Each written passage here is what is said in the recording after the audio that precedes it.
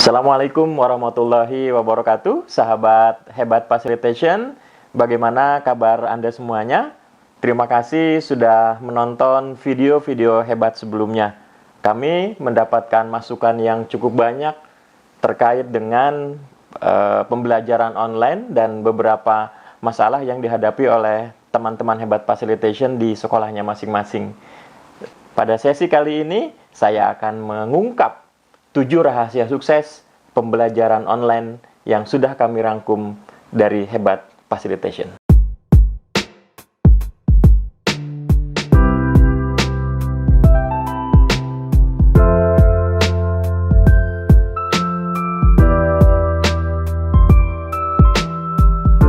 Pandemi COVID-19 yang sudah berlangsung hampir 8 bulan terjadi di Indonesia dan di belahan dunia tentu membawa dampak yang sangat signifikan di dalam proses pendidikan di Indonesia, terutama dalam pelaksanaan pembelajaran online.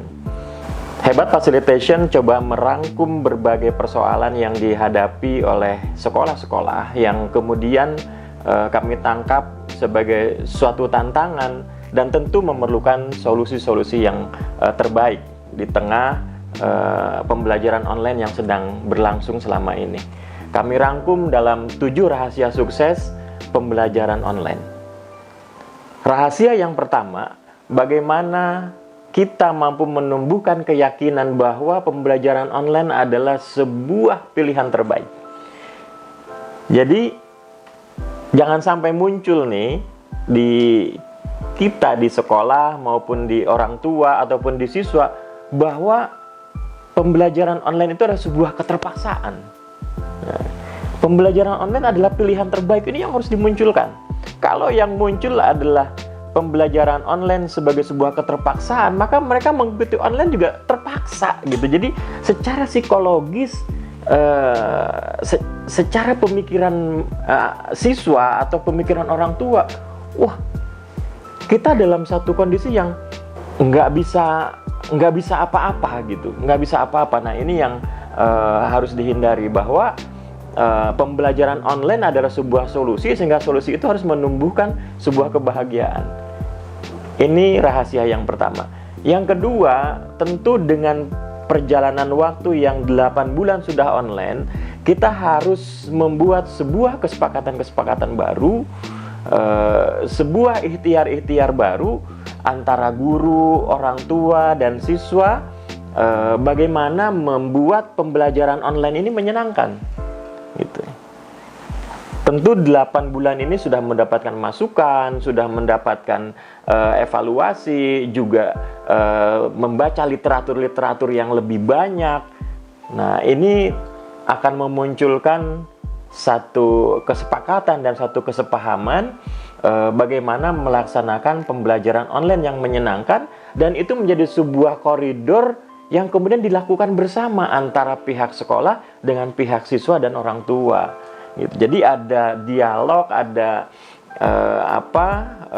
ada hal yang disepakati, semua berjalan sesuai dengan hal yang disepakati itu. Itu yang kedua. Yang ketiga, pembelajaran online tentu memerlukan perangkat yang dibutuhkan. Sekolah harus mampu memetakan dengan perjalanan yang sudah 8 bulan ini, perangkat-perangkat mana yang selama ini paling efektif, perangkat-perangkat mana yang selama ini paling tersedia di guru dan di orang tua atau di siswa. Karena dengan perangkat yang tersedia dan perangkat yang paling banyak dimiliki oleh guru dan orang tua, kita akan menentukan bahwa metode inilah yang paling cocok, media inilah yang kemudian menjadi pilihan, sehingga tidak menimbulkan masalah di dalam pelaksanaannya. Ini yang ketiga, bahwa pelaksanaan pembelajaran online dengan pertimbangan perangkat yang baik itu akan menumbuhkan atau akan melahirkan ada pilihan-pilihan, ada alternatif-alternatif, baik itu perangkat maupun misalnya waktu pelaksanaan. Karena banyak sekali ternyata kalau perangkat ini masih digunakan oleh kakaknya pagi hari, ini masih digunakan oleh adiknya pagi hari, sehingga pengaturan-pengaturan itu tentu berangkat dari ketersediaan perangkat yang ada pada guru dan terutama yang ada pada orang tua atau pada siswa itu sendiri. Yang keempat, yang juga menjadi rahasia sukses pembelajaran online adalah memperbanyak variasi pembelajaran. Ketika sekolah menyediakan aplikasi Zoom misalnya, yang sudah berbayar, yang kemudian menjadi aplikasi Zoom kelas, itu bukan berarti bahwa seluruh aktivitas pembelajaran menggunakan Zoom.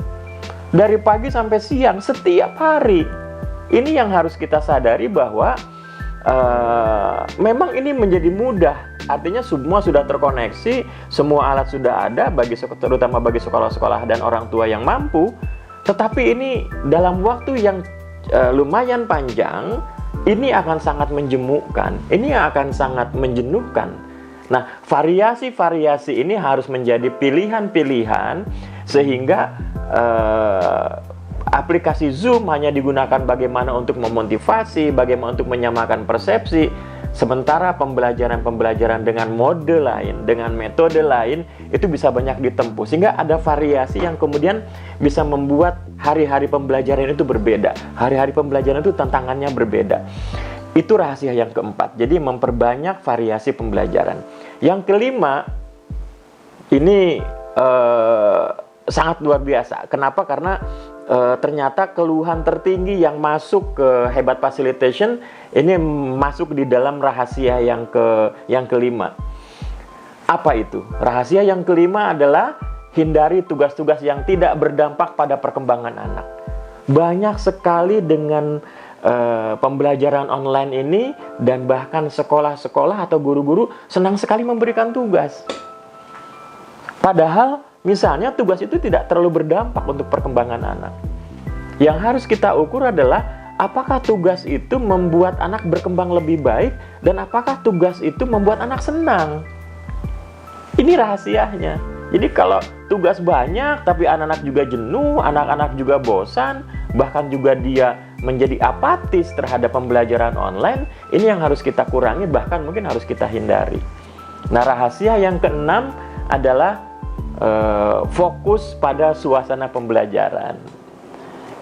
Sahabat Hebat Facilitation, kita masih ingat bahwa undang-undang juga mengamanatkan proses pendidikan yang baik, proses pendidikan yang unggul akan berangkat dari suasana pembelajaran yang menyenangkan. Nah, melalui pembelajaran online, kita harus memahami pembelajaran seperti apa yang menyenangkan bagi anak-anak. Suasana pembelajaran seperti apa yang menyenangkan bagi anak-anak. Caranya bagaimana? Supaya kita tahu bahwa suasana pembelajaran itu menyenangkan bagi anak-anak. Ya kita tanya. Yang pertama. Yang kedua, kita membaca literatur bahwa anak-anak yang kita hadapi itu apakah anak-anak SD, di mana anak-anak SD ada generasi A dan generasi Z, atau dia anak SMP dan SMA, di mana mereka masuk kategori generasi Z, yang karakternya berbeda, kebiasaannya berbeda, hobinya berbeda.